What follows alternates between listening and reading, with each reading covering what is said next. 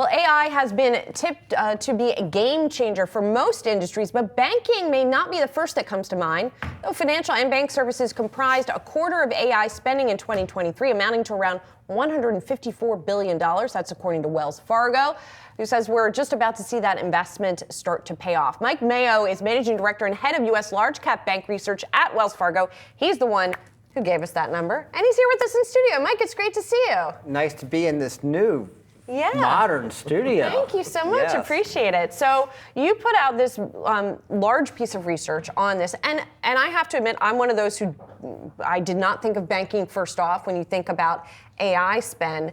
But I'm curious, concretely, what kind of changes are customers going to see, and what kind of efficiencies are these banks going to get when it comes to AI? Well, shameless plug for my hobby of weightlifting. I have a barbell strategy. We have the best-in-class JPMorgan as my number 2 pick, and the worst-in-class Citigroup as actually my number 1 pick. Yesterday, we hosted a New York City conference, and we had the head of JPMorgan's head of AI, basically.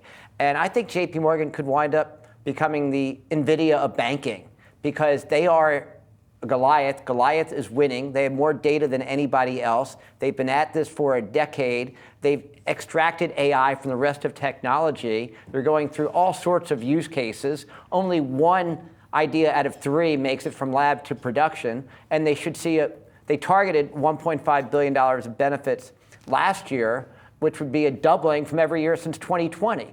And so they have the resources, the spending, the data, the processes, and the people in place. And I think you guys reported that Jamie Dimon said this will have unbelievable potential. Maybe they'll split it off as a separate business line one day. But JPMorgan has optionality, and they start from a position of strength more than any other bank. So that's your best-in-class example. Mm-hmm. My worst-in-class example, the other side of the barbell, is Citigroup. They've had worst-in-class returns, efficiency.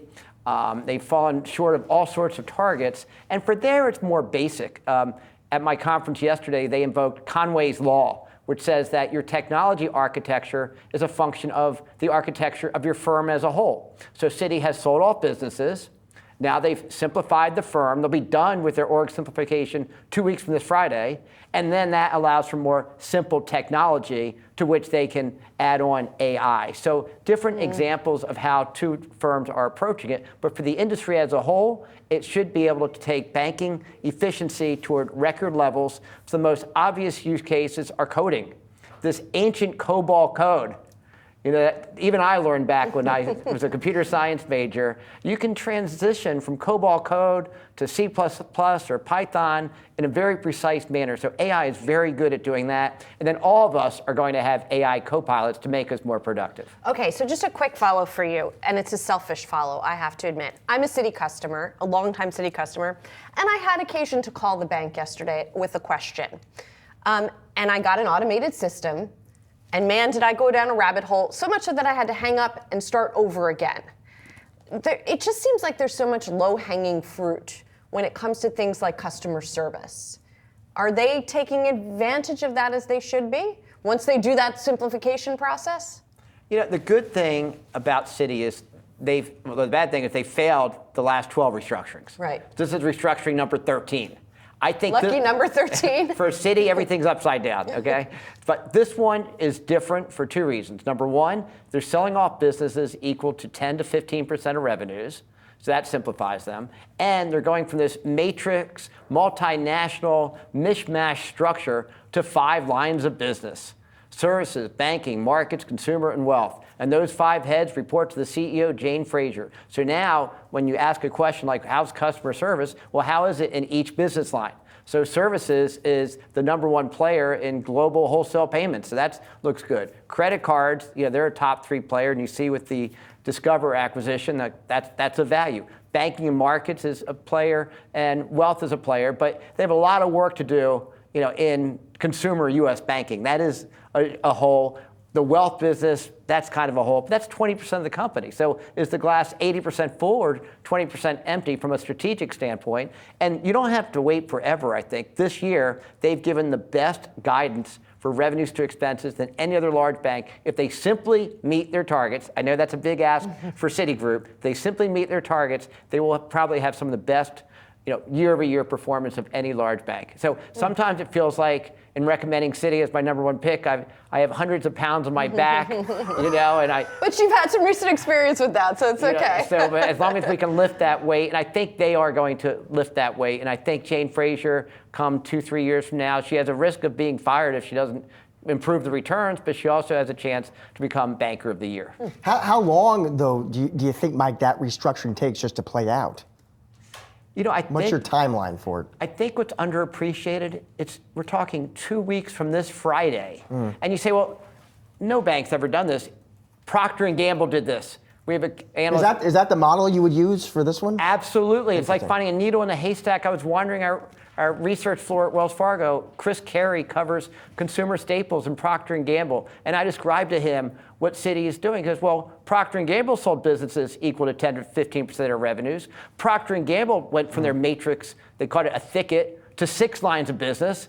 The similarities are there. So anybody who's ever owned Procter & Gamble for the last 5 years, take a look at Citigroup, because there's a lot of similarities.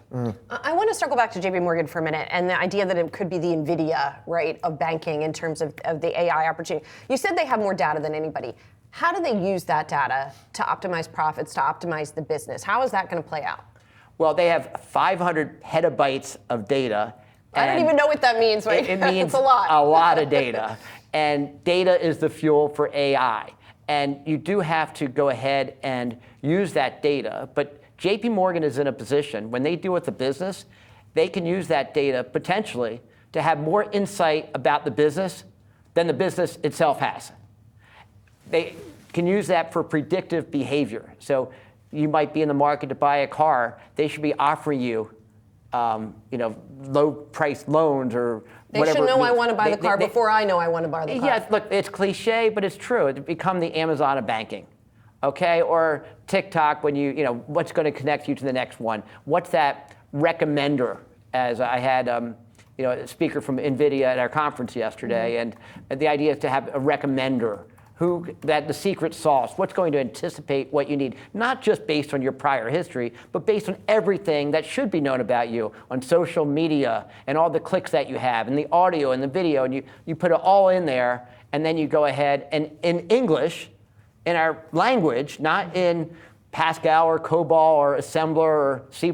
In English, you ask a question and get an answer. So this will be a game changer for the industry over the next 5 to 10 years. I'm not changing my earnings models yet for the next year, but I think over the next 3 years, it's in sight. And if a bank does not have a good AI strategy, I would say they don't have a strategy.